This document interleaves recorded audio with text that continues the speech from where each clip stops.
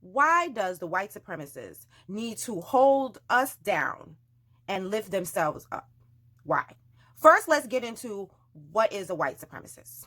All white people are not white supremacists, but a white supremacist, any white person who believes through speech, thought, and action, they should be in a superior position over black people. What's the motivation for a white supremacist? It's survival. When the white supremacists left Europe in the 1400s and started to navigate around the world, they figured out that the world is mostly people of melanated descent. People classified as white are less than 10% of the global population. In their mind, they have to control and dominate everybody on a color system and hoard all the resources for themselves as a way to survive.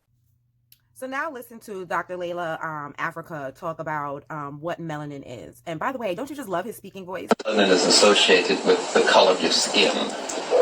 However, this pigment called melanin is part of your nervous system and your brain, and is basically the chemical key to life. It is called a civilizing chemical because it regulates all the rhythms in your body, when your eyebrows should grow, when you should become a man, puberty, when you should become a woman, what time your liver should be fed, what time your heart should be fed. It regulates all the rhythmicity of your system. It's a synchronizing chemical, better known as a civilizing chemical. It's how we classify races based on the pigment that they have. We're classified on the highest on the racial scale by the Europeans themselves. Everyone else has a lesser degree of melanin, and the Europeans classify themselves as having the least amount of melanin of any race. So the melanin is the chemical that's high in your ears, which causes you to absorb more sound in a sound. You hear the full range of a sound. No race can do that except you. Melanin is high in your brown part of your eyes, called the iris, named after a goddess called Isis. So it causes you to absorb more color when you see a color. You're the only one can see the true color of a color. Everyone else is seeing a pale blue, a pale red, a pale green. So you see the world differently, you hear the world differently. Melanin is high in your taste buds, which causes you to taste the full flavor of the food, which sets up what we call enzymes that help you break down more nutrients in the food with less energy. We call it conversion reaction. It takes less energy for you to get energy from the food. We have this melanin in our system, and it's high in your brain, which causes you to store more information in your brain. We call it ancestral memory. All right, keep rocking with me. I'm going somewhere here. Okay, so he just explained to you what melanin is. Just some of how it affects our body parts, as far as like our eyes and our ears, our muscles, our motor skills, our swag surf skills. Okay, like just think about this for a little bit. Now let's dig a little bit deeper into what melanin is. Okay, melanin is a neurochemical that is produced in part through the pituitary and the pineal gland. They both play a central role in the production of melanin, which is ultimately responsible for the color that we have in our skin.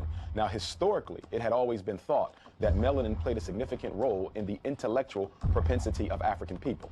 For example, when you study some of the Greek writings on melanin or the color of Africans, many of the Greek philosophers believed that melanin played some sort of a role in how Africans had been able to create and develop some of the sciences that they had come to be known for. So melanin was always considered an intellectual sort of a chemical. The pineal gland, which produces melanin, it's shaped like a pine cone. And the origin of the word pineal literally means resembling a pine cone. Now, in ancient symbolisms, the pine cone has always been represented because people knew the importance of the pineal gland as it related to melanin and the universe. Melanin is a molecule. And the concept of melanin is, it is black in its nature. And we find it in the cosmos, we find it in the heavens, we find it in water, we find it in land, we find it in everything that exists. The sperm of the male and the egg of the woman, they're both layered with melanin. So that when the sperm penetrates the egg, there is a melanin explosion. And that melanin helps to formulate the fetus within that egg. And that fetus is literally coated with the melanin substance. And that melanin substance then goes on to form the brain and the central nervous system. So every human being begins with a melanin explosion. Melanin is an intelligence. It's an intelligence because it is the dynamic, the primary dynamic in every part of the cell. It's a primary dynamic in the core of the human being as well as to the surface of the human being. its intelligence is responsible for the forming of the nervous system. Every part of the nervous system has these little black dots all through it, which essentially carry information. So melanin, from a physical standpoint, is that substance that accounts for what black people refer to as soul. We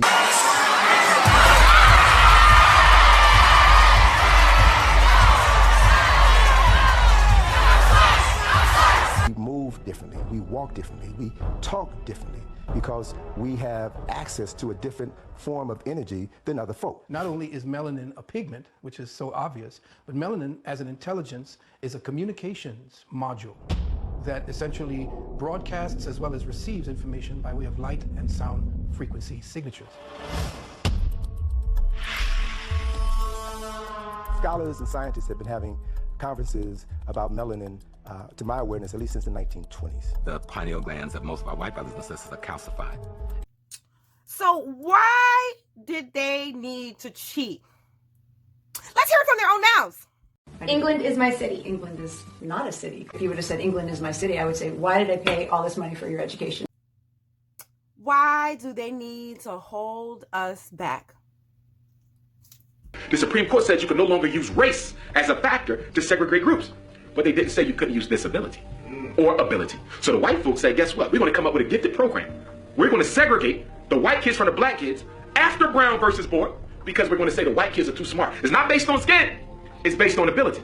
Problem with that, it didn't work too well, because a lot of white kids didn't score high on the IQ test. So they say, guess what? This is working for some white kids, but it ain't working for all. So guess what? In 1963, the same year that the Civil Rights Bill was introduced, a Chicago psychologist created the learning disability.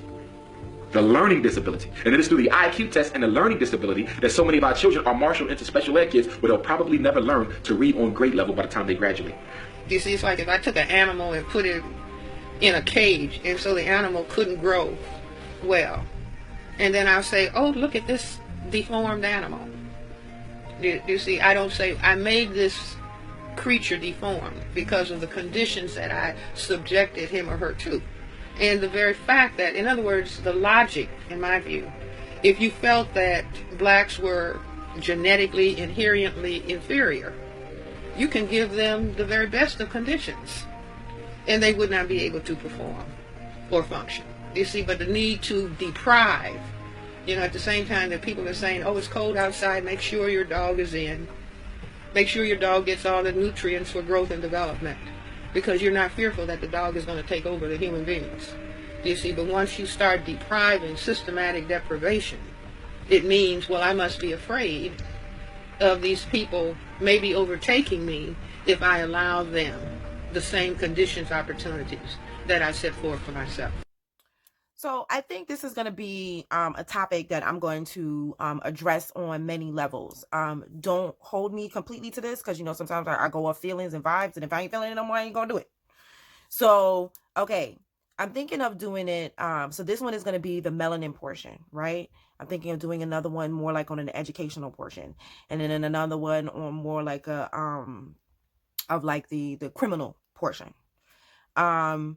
Just different things that I've learned since, I've been paying attention and stuff to this case. So as I talk about that, I want you, now that we have gone through what is a racist, what is a white supremacist, why white supremacists / racists feel the way they do about us. Well, part of the reason why, because it gets deeper than that, but we're just going to talk about this right now. And melanin and what that is and what that does for us or whoever has it. So now I'm going to ask one more question. You can't cheat. This fella had the keys to all those doors. Okay, and to make this even bigger for you, he didn't just have the keys to all those doors at USC. He was able to get you to any school you wanted. So USC, Yale, Columbia, NYU, there was a whole laundry list of schools that he was able to get people into. So he didn't just have the keys to the kingdom in California. He had the keys to the kingdom in California. He had the keys to the kingdom in Connecticut. He had the keys to the kingdom in DC, in New York. He had the keys to the kingdom at all these schools. He had somebody in administration, somebody in testing, somebody in counseling. He had people everywhere at every school. Now, I want to ask you all one more thing. Do you think he's the only one? Do you really believe that he's the only one?